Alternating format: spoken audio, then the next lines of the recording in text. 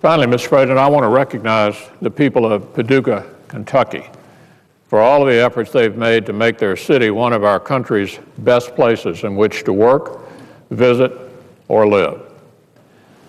Now, that hard work has paid off. Paducah has been recognized by the National Trust for Historic Preservation as one of their dozen distinctive destinations in America in 2011.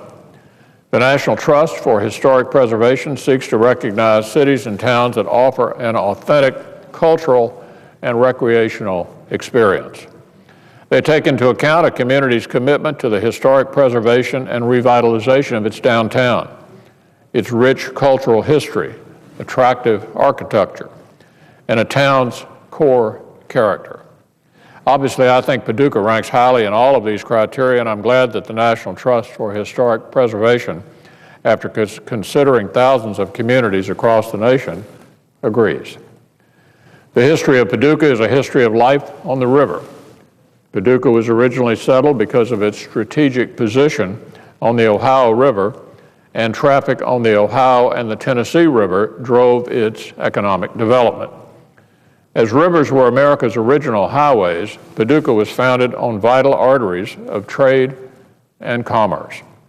That history is still alive in Paducah because of the hard work of many to preserve their city's heritage.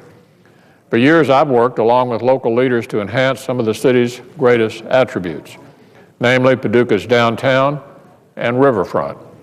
Paducah is now a vibrant river town. I would encourage my colleagues the next time they're planning a vacation to keep Paducah in mind. The National Quilt Museum of the United States, the River Discovery Center, the Lower Town Arts District, the Upper Town Heritage Walking Tour, and much more all await them there.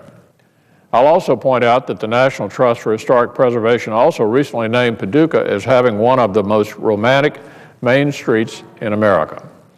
The Paducah Sun recently published an article about this high honor received by the city, and Mr. President, I ask unanimous consent that that full article be printed in the record at this point. Without objection. And Mr. President, I yield the floor.